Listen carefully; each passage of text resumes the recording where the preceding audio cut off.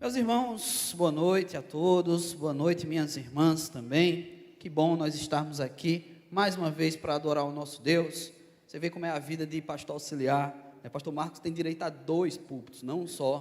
Pastor Marcos tem lâmpada que acende e apaga para pregar. Pastor auxiliar não tem nem púlpito. Eu vou sentar aqui, meus irmãos, no chão, agora. Muito bem, ainda bem que nem é transmitido pela internet, isso não ficará registrado para sempre. Meus irmãos, a palavra de Deus traz toda uma importância do que é um relacionamento familiar. Eu, durante muitos anos, trabalhei com missões urbanas, e tem um tipo de... Pastor, não quer falar comigo? Pois não. Oi? As crianças, Muito bem, então o pastor não vai chamar as crianças antes de eu começar a pregar, ele vai vir aqui, vai pegar o microfone, já que ele deu a ideia. É aqui, pastor. Pastor, vem cá. Está sendo transmitido, as pessoas estão esperando. Eu quero convidar as crianças, vamos lá, crianças, os pais, despeçam suas crianças para passar para a atividade com elas. Muito bem, pode vir as crianças, isso. Vocês do meu tamanho. Olha só. Muito bem, quase que eu esqueço de mandar vocês para o culto de vocês, olha. Pastor Naum que lembrou. Muito bem, agora sim. Pronto, já tenho mais aqui chegando. Tem um lá, tá bom, não quero mais criança não, tá bom? Suficiente, tem um Sonic vindo ali, muito bem. Vamos orar, meus irmãos, pela vida das crianças. Deus amado, muito obrigado, Pai, por cada uma dessas, Senhor Deus, que são essa geração, ó Pai, que aprendem do Senhor, que crescem no Teu Evangelho, Senhor Deus, e que vão, ó Pai, estudar agora a Tua palavra na linguagem dela, Senhor Deus. Então, em nome de Jesus, ó Pai, abençoa os professores, abençoa todos aqueles que estão responsáveis, ó Pai, por fazer a música, as atividades, que em tudo, Senhor Deus, elas estejam ali também adorando, assim como nós aqui, ó Pai. É assim que nós oramos em nome de Jesus, amém. Crianças, então sigam para aquela porta ali, certo? Vamos para o culto na linguagem de vocês. Agora sim, irmãos, a palavra de Deus tem vários elementos, várias mensagens, vários ensinamentos sobre a relação que a gente precisa ter em missões e também sobre a relação que a gente tem que ter entre as nossas gerações.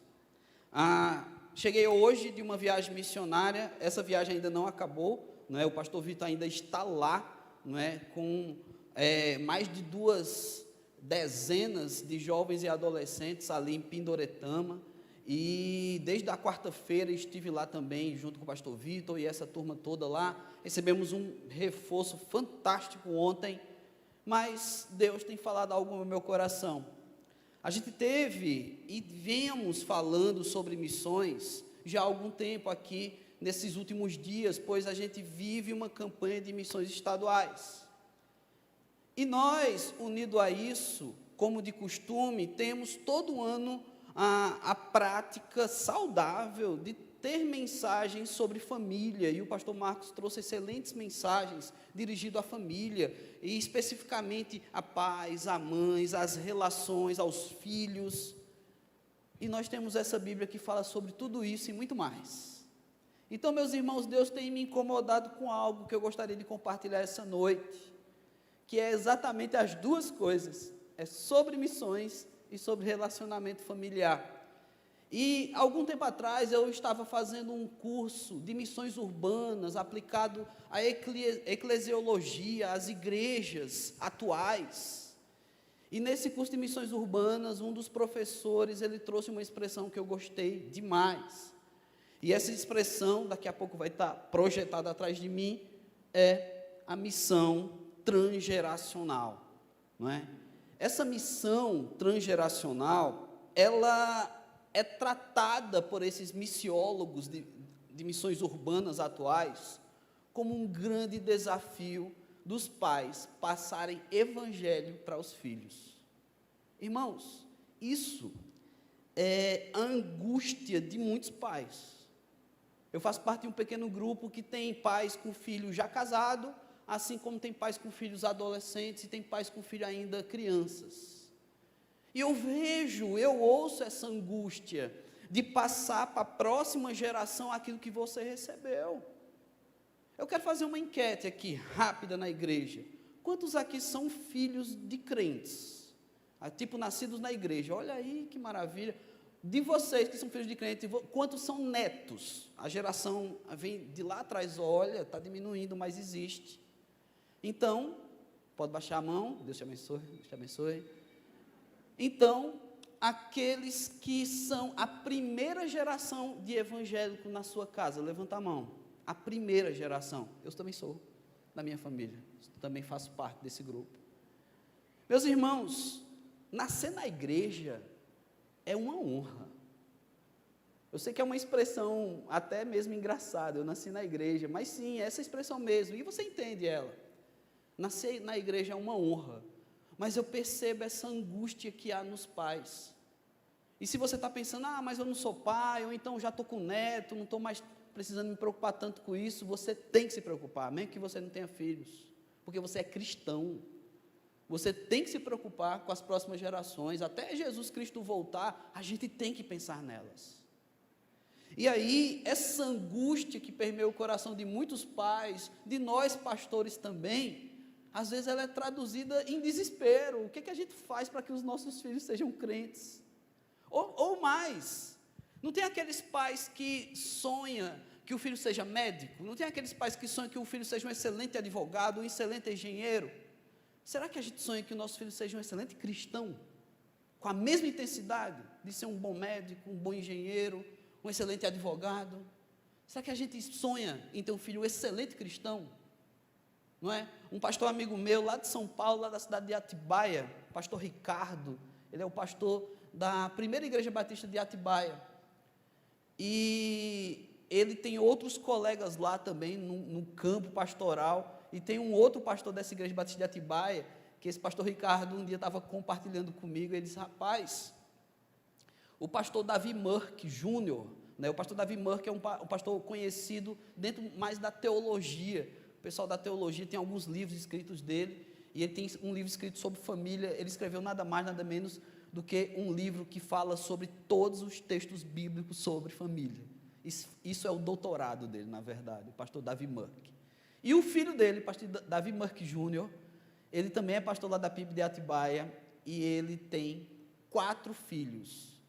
E ele disse que o sonho dele é ter um filho para cada continente e enviar para missões, os filhos. Ele sonha que cada filho dele seja um excelente missionário. Isso o Farias Brito não faz. E eu sei que tem muitos filhos de vocês que estão lá. Farias Brito não forma ninguém para ser missionário.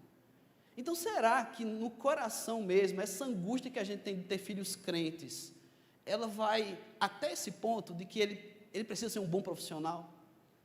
Eu não estou dizendo que seu filho tem que esquecer a profissão, tem que deixar de lado isso, não, ele tem que ter uma boa vida, ele tem que lutar, e vale a pena se esforçar para pagar os estudos dele, vale a pena tudo isso. Mas eu queria fazer você pensar sobre essa angústia de ter seus filhos cristãos hoje. Eu queria compartilhar isso. E nessa viagem missionária, um dos dias mais cansativos que a gente teve foi ontem, foi um sábado.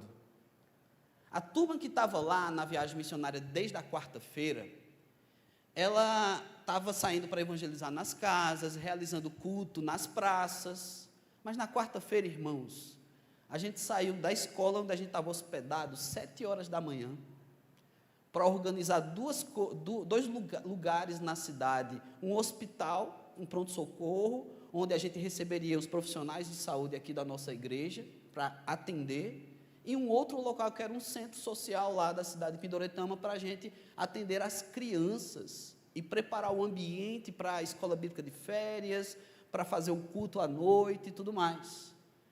Então, imagina, adolescentes, jovens, acordando 6 da manhã, para sair 7, sem comer, porque a refeição seria nesses locais, e seria justamente juntamente com a equipe da igreja que chegou lá depois no ônibus, e a gente passou o dia inteiro lá. Ninguém voltou, a gente ficou lá e almoçou lá, a gente ficou à tarde lá trabalhando também com crianças, no posto de saúde, evangelizando nas ruas, saindo pelas casas, e a gente só voltou à noite. Depois que tudo acabou, a gente voltou para o colégio. Imagina a situação, meus irmãos, ainda bem que tem Rexona. O dia inteiro, naquele calor, trabalhando pela obra do Evangelho. Mas sabe o que foi que me impressionou no dia mais cansativo? Depois que a gente chega no colégio, depois que os meninos começam a tomar banho, aqueles que tomam, não é? Depois que tudo isso começa a acontecer, lá no colégio que a gente estava, tinha um ginásio, uma quadra muito bem construída, em parceria com o SESC, lá da cidade e tudo mais. E os melhores banheiros eram desse ginásio, então a gente tinha que... a escola tinha os banheiros dela, e aí distribuía, né, masculino e feminino, mas os melhores banheiros eram esse da quadra. E aí, quando eu estava passando para tomar meu banho, eu vi um grupo assim, de uns 8 adolescentes conversando. E eu fiquei curioso, rapaz, o que é que esse menino tanto conversa? Não é que eu sou pastor de jovens, né? Tecnicamente, os que estão comigo já são adultos, tecnicamente, irmãos, não fale isso para eles. E eu fiquei curioso, fui tomar meu banho, mas quando eu volto, eu disse, não, eu vou chegar perto deles, vamos ver se eles se calam, né? Se é uma coisa assustadora, vergonhosa que eles estavam conversando, e não, eles continuaram conversando. Mas acontece, irmãos, que esses 8 adolescentes me alugaram por 1h30, e começaram a fazer perguntas. Mas sabe quais eram as perguntas deles? Sobre teologia, eclesiologia e doutrinas. Eles queriam saber as coisas da Bíblia. 1h30, já teve uma hora que eles já estavam levantando a mão, professor, e eu lá respondendo a eles. Eles têm sede, isso é maravilhoso que eles tenham essa sede, mas eu costumo falar também que eu acho uma concorrência desleal, sabia? Porque a participação da igreja nesses meninos é mínima na vida deles, proporcionalmente.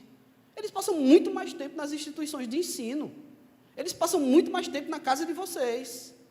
A igreja é a participação mínima, e às vezes a gente espera que a igreja resolva tudo na fé desses meninos. Já deu para entender que a proporção, ela é desajustada, é desproporcional.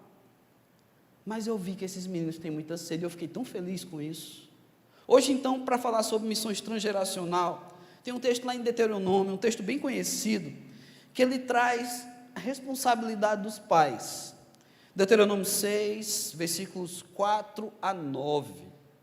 Deuteronômio 6, de 4 a 9, diz a palavra de Deus. Ouve, Israel, o Senhor nosso Deus é o único Senhor. Amarás, pois, o Senhor teu Deus de todo o teu coração, de toda a tua alma e com toda a tua força. Estas palavras que hoje te ordeno estarão no teu coração. Tu as inculcarás a teus filhos, e delas falarás assentado em tua casa, andando pelo caminho, e ao deitar-te, e ao levantar-te. Também as atarás como sinal na tua mão, e te serão por frontal entre os olhos, e as escreverás nos umbrais de tua casa e das tuas portas. No versículo 7, tu as inculcarás a teus filhos, e falarás dela na tua casa, sentado, andando pelo caminho. O pastor Marcos já ilustrou fisicamente como é que a tradição judaica faz essa leitura e pratica. Eles usam realmente pergaminhos, pedacinhos de palavra de Deus, e coloca na testa, no objeto, nas mãos, nos umbrais das portas. O pastor Marcos tem uma coleção com esses objetos e já mostrou para a igreja. Meus irmãos, essa responsabilidade não é nova. E pelo visto, olhando para esse texto na palavra de Deus, essa angústia também não é nova. Passar para as próximas gerações o evangelho é desafiador demais. Sabe, eu conheço pais, mães, que às vezes para tentar entrar no universo, no mundo do filho, da filha, diz, rapaz, se eu fizer uma coisa parecida com o que o meu filho faz, será que a gente vai se entender? Aí tem mãe que quer fazer TikTok, ou então fazer foto igual a filha. Sua filha morre de vergonha de você, mãe. Aí tem pai, não, eu vou assistir a mesma coisa com meu filho. Aí fica o tempo todo perguntando, quem é esse? O que é aquilo? Você está atrapalhando a série do teu filho. Mas, meus irmãos, eu sei que tudo isso é tentativa, e tudo isso é por causa da nossa angústia, porque a gente quer falar a linguagem deles, a gente quer entendê-los.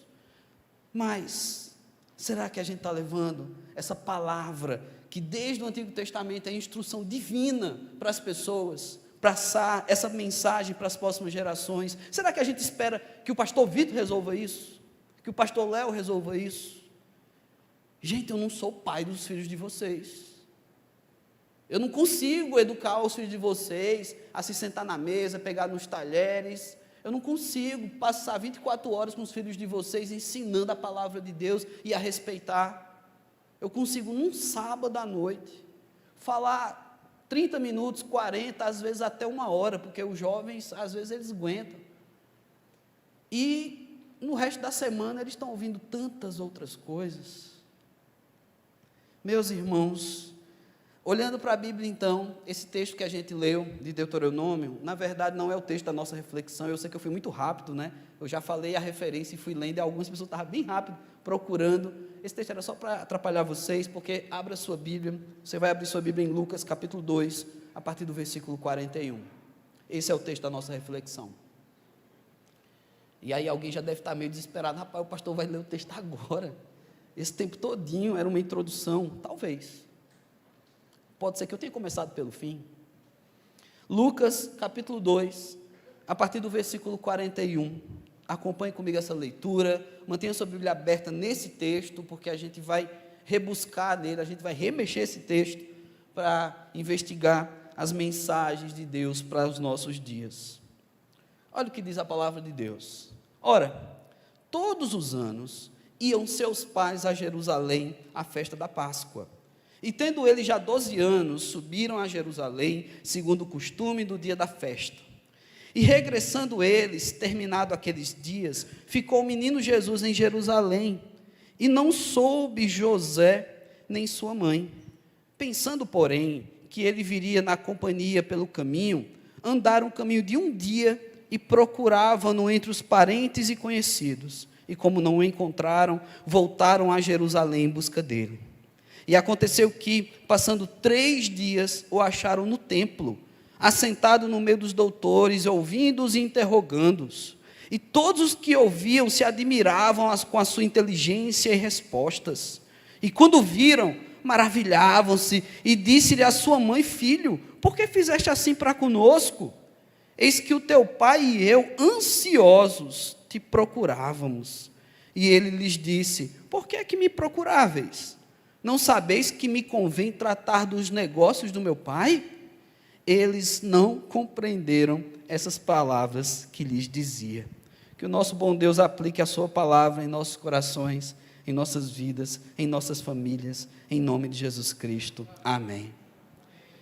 Eu gosto muito desse texto, irmãos. Não é a primeira vez que eu vou pregar nesse texto. Talvez seja a primeira vez num domingo aqui na igreja. Eu gosto muito desse texto. Porque quando a gente pensa no adolescente, quando a gente pensa na figura do filho, da criação, da relação entre filhos e os pais, a gente tem várias orientações diretas no Antigo Testamento, orientações de Paulo através de suas cartas sobre as relações familiares. Mas, irmãos, é tão bom, a gente se sente tão seguro quando a gente tem uma experiência que é Jesus que ensina. A gente diz: rapaz, isso aqui não tem como questionar, isso aqui não tem dúvida nenhuma, é Jesus quem falou. E o único relato da Bíblia de Jesus adolescente é esse. Então isso para mim me chama alguma atenção. Se a gente tem esse único relato de Jesus adolescente, é porque tem alguma importância, se ele está na Bíblia. Porque a gente tem um salto temporal enorme, né? Maria recebe o Espírito Santo e tem Jesus no seu ventre. Ela tem o bebê Jesus. Aí avança, Jesus com 12 anos. Irmão, seria tão mais fácil assim, né? Você tem um bebê, daqui a pouco ele tem 12 anos. Depois de 12 anos, a Bíblia dá um salto, e Jesus com 30, pregando. Seria tão mais fácil, né, que seu filho adolescente, depois dos 12, fosse para o 30, e já saísse da sua casa correndo.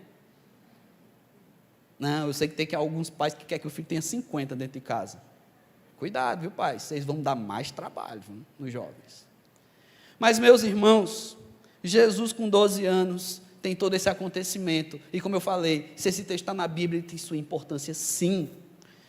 E a primeira coisa que me chama a atenção, entre os versículos 41 ao versículo 43, é que os pais não acompanhavam Jesus. Olha o contexto do que está acontecendo aqui.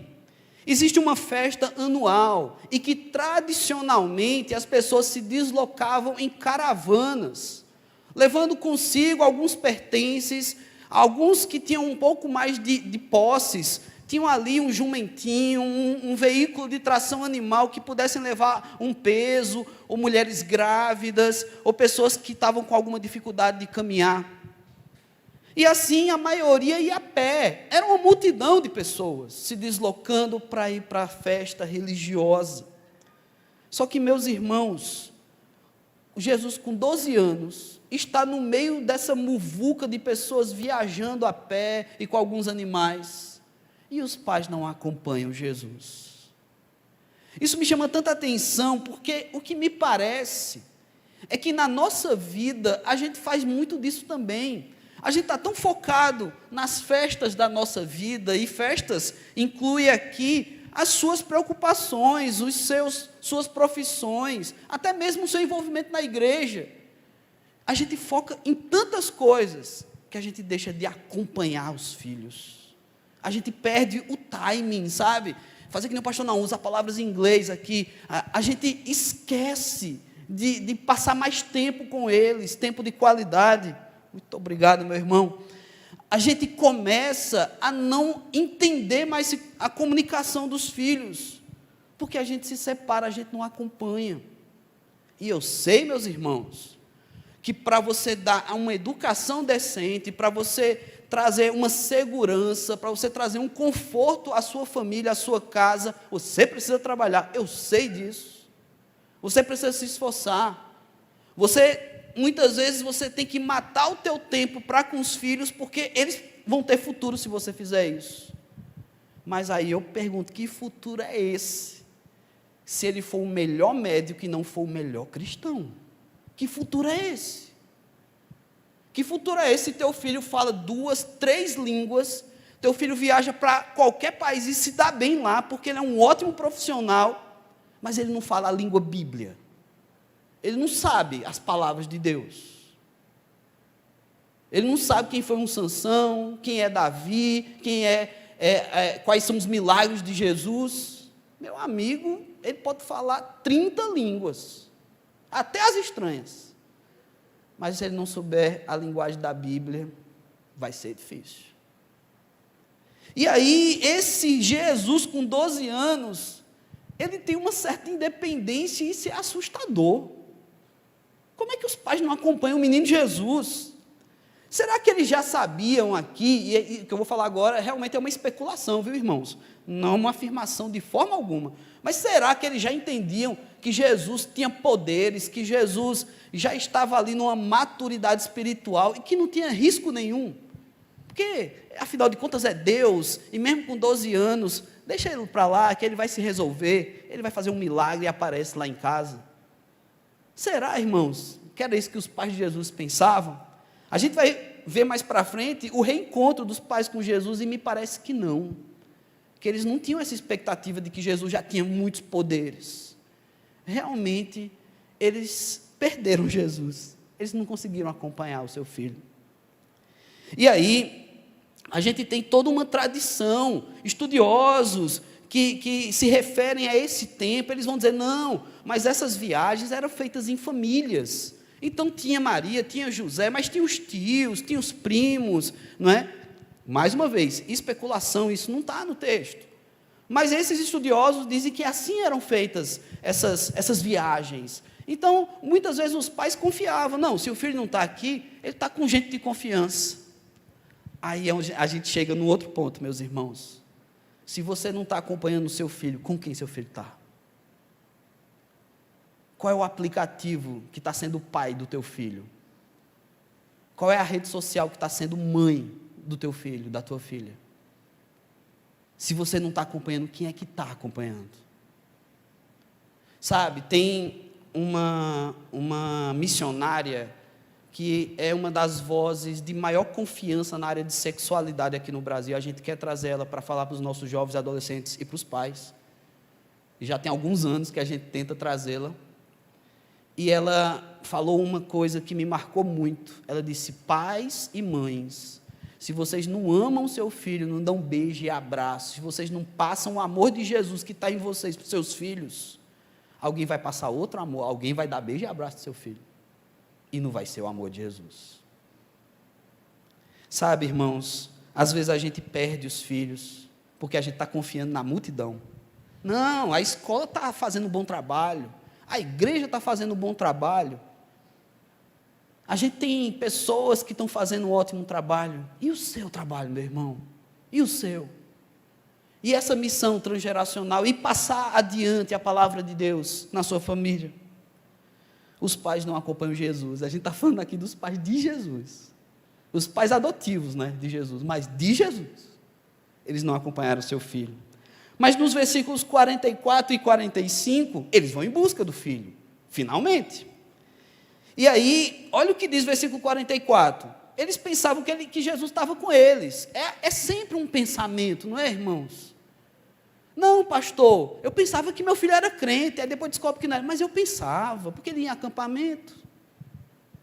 Eu já fui um monte também, viu, meus irmãos?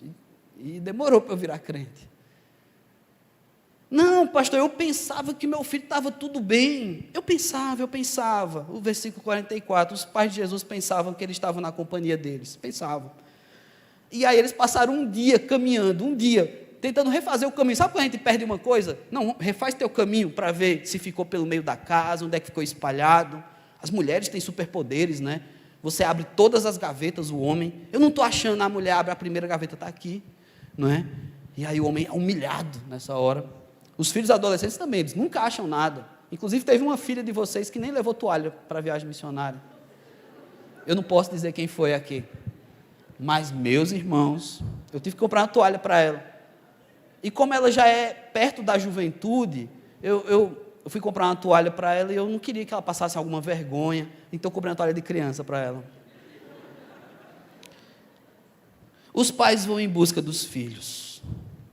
E assim, no versículo 45, o texto fala, para desespero dos pais de Jesus, que eles não o encontraram. Um dia, refazendo o caminho.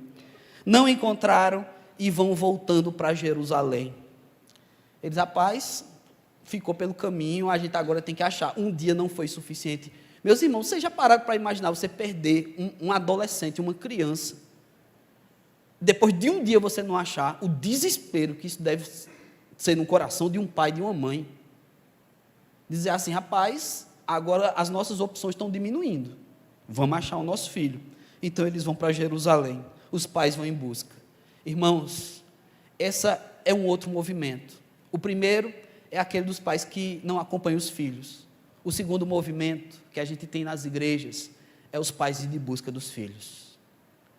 Só que aqui, irmãos, eles perderam um dia de caminhada com Jesus e depois vão até Jerusalém. Às vezes, os filhos são perdidos por 10 anos de falta de contato, realmente um contato de qualidade com os pais. Você perde 15 anos do crescimento do seu filho, às vezes perde muito mais.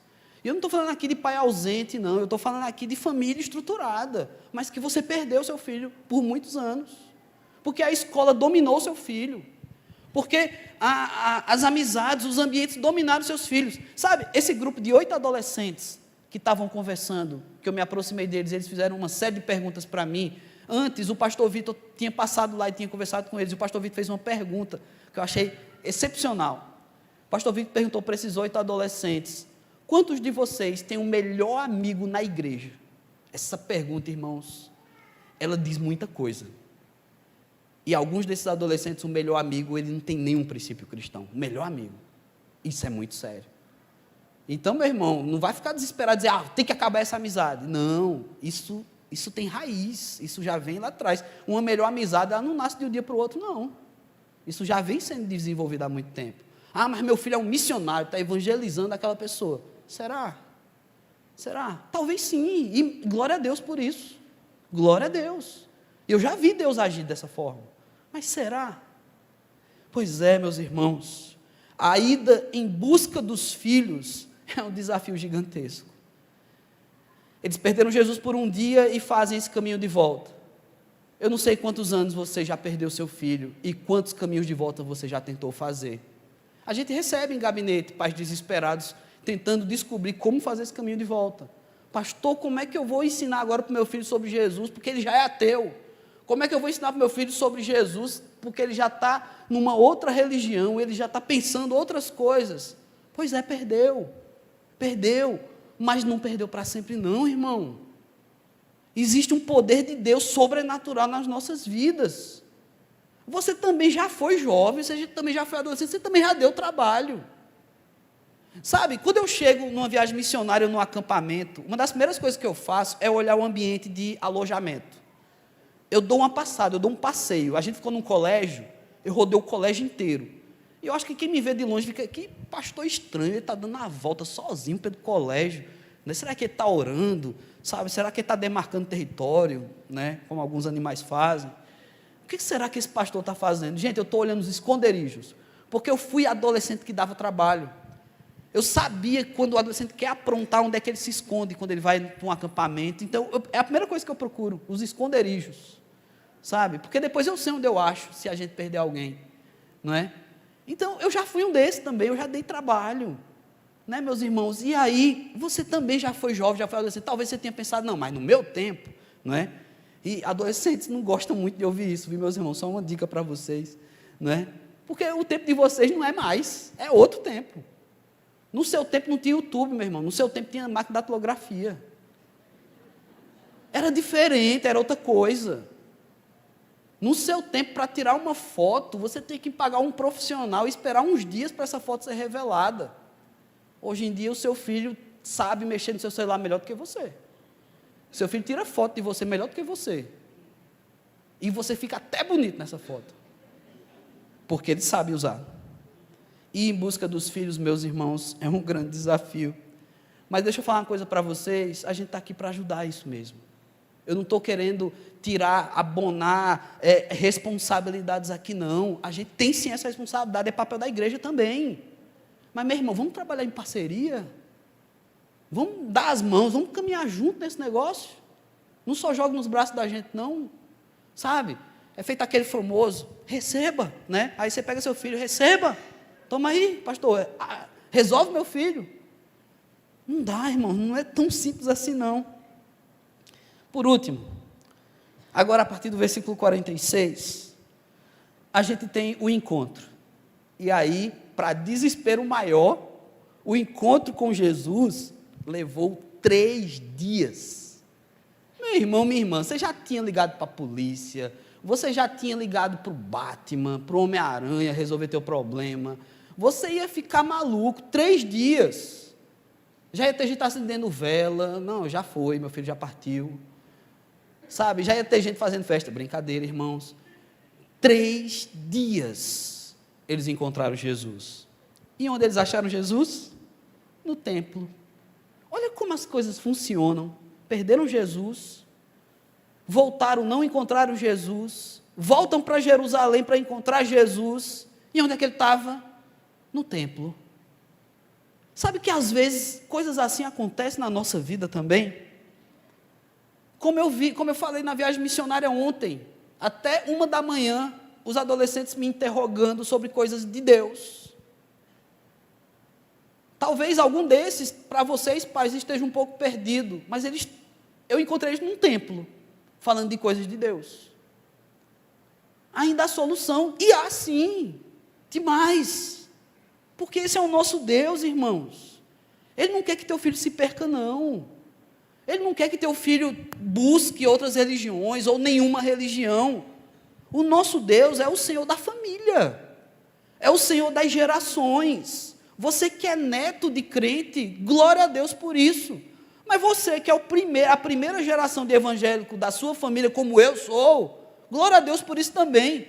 Porque nós teremos filhos e netos evangélicos. Mas isso dá trabalho, irmão. Isso dá trabalho. Talvez Jesus Cristo volte amanhã e você não veja tudo isso. Mas, até a volta de Jesus, a gente tem muito trabalho pela frente. Eles encontram Jesus sentado no templo, sendo interrogado por doutores da lei, ouvindo, conversando e falando das coisas de Deus.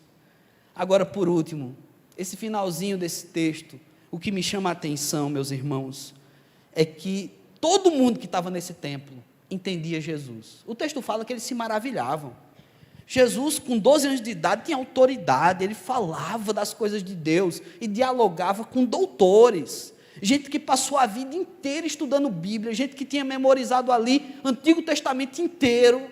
Jesus estava conversando de igual para igual com essas pessoas, mas ele só tinha 12 anos, e eles estavam maravilhados. Mas o que me chama a atenção ainda não é isso, é que numa sinagoga, onde tinha um monte de gente entendendo Jesus, os únicos que não entenderam foram os pais de Jesus. Eles não entenderam, porque eles chegaram até Jesus e disseram: mas o que você fez? A gente estava desesperado te procurando, a gente não te achava. E aí a resposta de Jesus, que aparentemente é arrogante, porque ela não é. Jesus disse: vocês não sabem, por que vocês estão me procurando? Vocês não sabem que eu estou aqui para resolver as coisas do meu pai? Jesus não está sendo um adolescente chato, birrento, respondão para os pais dele, não. Jesus Cristo está lembrando que quem deu Jesus Cristo foi Deus, foi o Espírito Santo. Os pais de Jesus não são donos dele, eles são pais adotivos, eles estão com a missão de cuidar do Filho de Deus, e o Filho de Deus tem missão. Então, realmente a resposta de Jesus era uma lição para os pais deles também, de que os pais deles tinham que se lembrar que não era um simples adolescente perdido, era a missão deles. Eles tinham a missão de cuidar de Jesus, porque a missão de Jesus não era cuidar dos pais, mas era cuidar da humanidade. A missão de Jesus é cuidar da humanidade, é salvar o mundo, é salvar vidas. A missão de Jesus, mesmo com 12 anos de idade, já era salvar adolescentes, jovens, adultos, eu e você. Já era a missão de Jesus, e a dos pais era só cuidar deles, e eles vacilaram. E aí Jesus, quando tem esse diálogo, a gente vê um Jesus se fazendo tão bem entendido pelos doutores da lei, mas com seus pais, sem entender coisa alguma. Inclusive, faz questão o evangelista de colocar no versículo 50, e eles não compreenderam as palavras que lhes dizia. Os pais não entenderam nada. Que confusão é essa?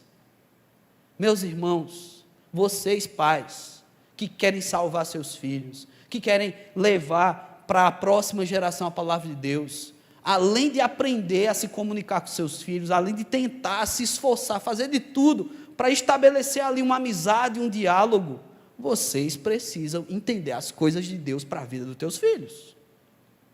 E aí eu volto para aquilo que a gente falou lá no começo, por isso que eu falei que o começo podia ser o fim. Quantos de nós quer fazer dos filhos o melhor cristão? Quantos de nós? O melhor cristão. Sabe aquele discurso? Não, eu vou dar a vida para o meu filho que eu nunca tive. Ah, meu sonho era ser médico, mas meus pais não tinham condição de me dar isso. Eu vou dar isso para o meu filho. Eu queria que você pensasse isso no cristianismo, com essa mesma intensidade. Eu não tive tanta oportunidade de ser um missionário. Eu não tive tanta oportunidade de ser pastor. Eu não tive tanta oportunidade de ser um bom cristão. Mas eu vou dar para o meu filho, ele vai ser o melhor cristão. Ele vai ser o melhor pastor, ele vai ser o melhor missionário. Se ele tiver esse chamado, se ele tiver essa vocação. Mas se não tiver, ele vai ser o melhor cristão. Sabe, ele vai ser professor de escola bíblica, ele vai ser embaixador, ele vai aprender Bíblia, e toda vez que ele sentar com os colegas na escola, ele vai evangelizar esses colegas. Meus irmãos, eu queria que você orasse comigo, para que seus filhos, para que essa geração de crianças, adolescentes, fosse como Jesus, no sentido de você encontrar eles e eles dizer para você: meu pai, minha mãe, você não sabe que eu tenho que resolver as coisas do Senhor aqui, não? Você não sabe que eu estou com a missão de falar das coisas do Pai, lá do céu? Eu queria tanto, meus irmãos, que o seu filho, cujo sonho dele, com 12 anos de idade, é ter um iPhone, o sonho dele fosse pregar o Evangelho para os colegas. Eu queria tanto. Mas está difícil, eu sei. E eu não posso dizer que isso é 100% culpa sua. É muita pressão. Como é desleal esperar que a igreja resolva com 1 hora de encontro por semana, é desleal também achar que vocês vão conseguir resolver tudo de uma vez. Eu sei disso, meus irmãos. Por isso que a gente tem que dar as mãos. Por isso que a gente tem que trabalhar com parceria. E caminhando para o final, não adianta também o pastor só vir trazer problemática. Esse pastor Léo, pregação terrível, né? A gente foi para a igreja, cantou louvores com a banda do AMP, a gente estava tão feliz, saiu triste do culto. Sabe, que pregação é essa? O pastor Léo fala umas gracinhas, a gente ri, mas no final a gente fica tão triste. Né? Então, não quero te deixar triste, não. A gente tem aqui, pelo menos, 3 dicas para a gente aprender mais e a gente ter alguma instrução para essa semana, nas nossas vidas. Então, meus irmãos, eu vou fazer igual os filhos de vocês ouvem na escola. Vocês vão ter tarefa de casa. Em Provérbios, capítulo 18, versículo 13, anote aí, talvez não dê tempo para você pesquisar já direto, mas anote. Provérbios 18, 13 diz: o que responde antes de ouvir, comete estutícia, que é para vergonha sua. O que responde antes de ouvir, comete estutícia, que é para vergonha sua. Sabe o que é que esse provérbio está dizendo? Que a gente também tem que ouvir, gente. Às vezes os pais acham que já tem todas as respostas, já sabe tudo. E seu filho de 12 anos tem coisa para falar para você. Às vezes a gente acha que já tem a resposta, já sabe o remédio para resolver o problema. A gente precisa ouvir mais. A gente precisa ensinar, mas a gente também precisa ouvir. Ouvir as perguntas, ouvir os questionamentos. Como é que eu passei 1h30 ontem, invadindo a madrugada? Eu estou velho, gente, não viagem missionária, não aguento não, ficar até 1h da manhã em pé. Ouvindo filhos de vocês perguntando coisas de Bíblia. Que carência é essa? É boa carência, é bom que eles queiram saber, mas eles já deviam saber. Eles já deviam saber. É preciso parar para ouvir também as perguntas deles. Eles têm questionamentos.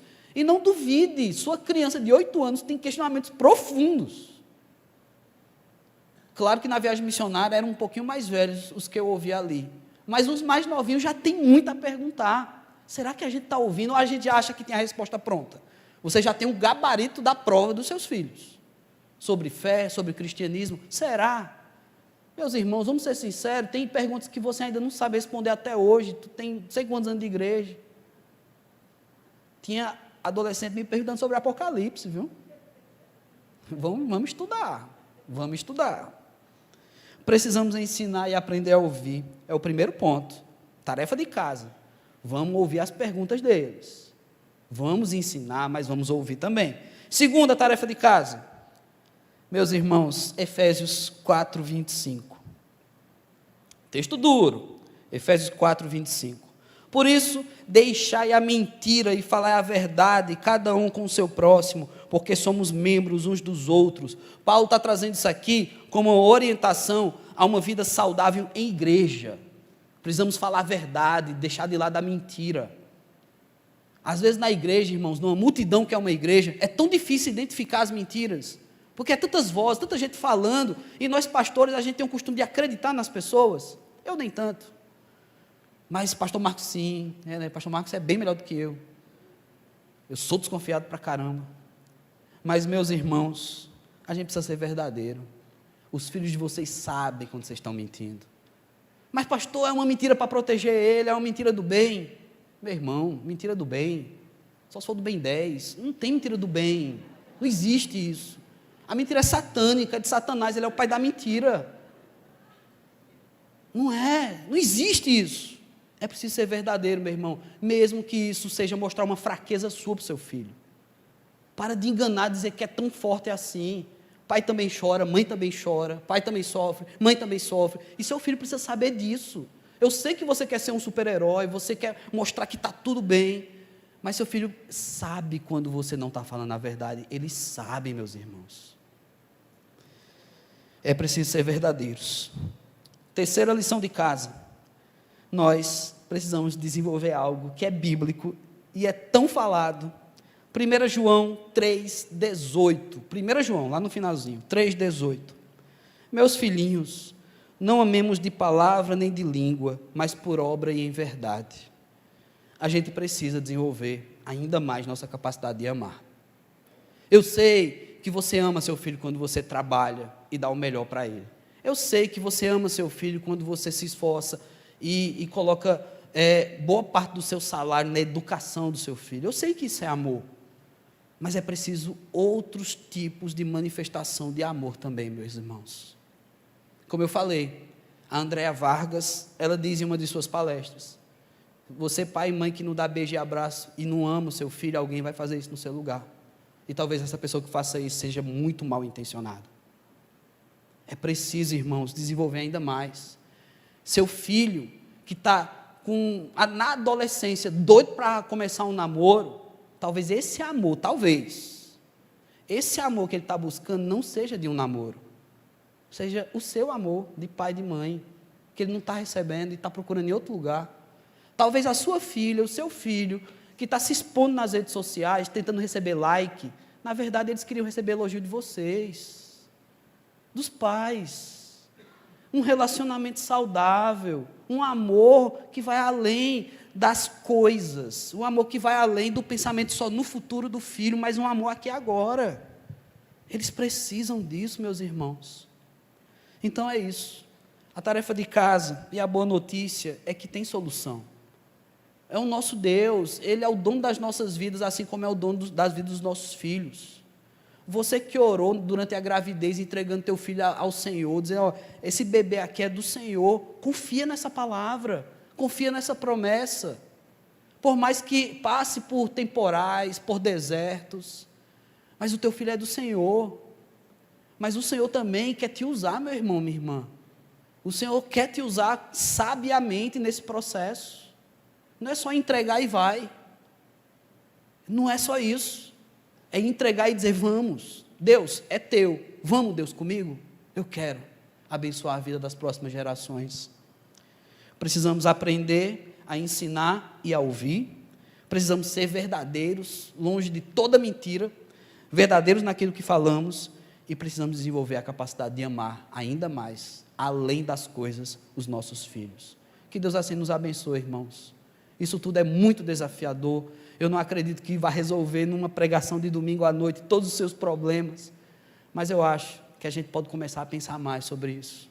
Baixa a sua cabeça, eu quero orar pelas próximas gerações, eu queria que você apresentasse seus filhos ao Senhor, eu queria que você apresentasse seus netos ao Senhor, não sei se alguém aqui já tem bisneto, apresente ao Senhor, eu queria que você colocasse seu joelho no chão quando chegasse em casa, pelo seu filho desviado, seu filho que está longe dos caminhos do Senhor, antes de você ligar para o pastor e dizer, pastor, me socorre, eu queria que você colocasse seu joelho no chão, e você pedisse socorro a Deus. Vamos orar pelas próximas gerações, meus irmãos.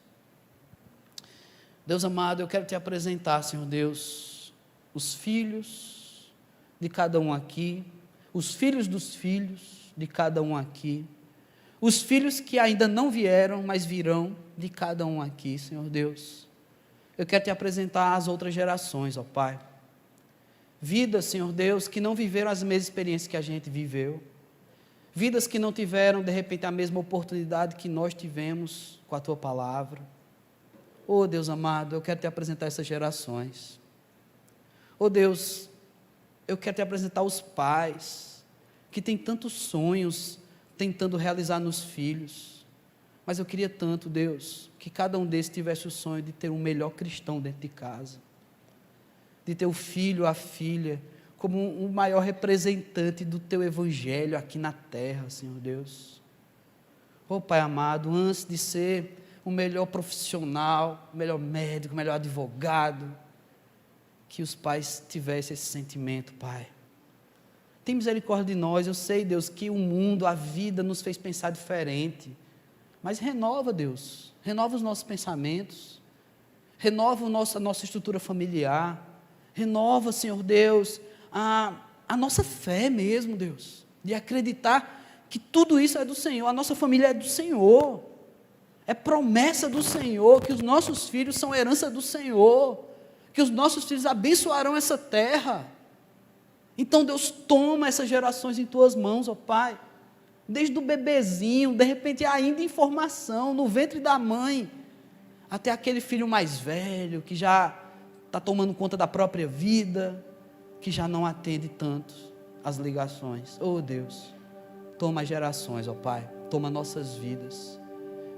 Onde muitos aqui se arrependem, que lá atrás falharam, Deus, que não viva no arrependimento, mas viva na solução a partir de agora. Onde muitos aqui chegaram já a acreditar que o filho já está perdido, não está não, Senhor. Toma esse filho nas tuas mãos. Onde muitos aqui, Senhor Deus, estão desesperados em saber como fazer isso, capacita, Deus. O Senhor nos capacita de tantas coisas, nos ensina a cuidar dos filhos, ó Pai. É assim que nós oramos pelas nossas gerações, pelas futuras gerações, até a volta do Teu Filho Jesus. Em nome de Jesus Cristo. Amém.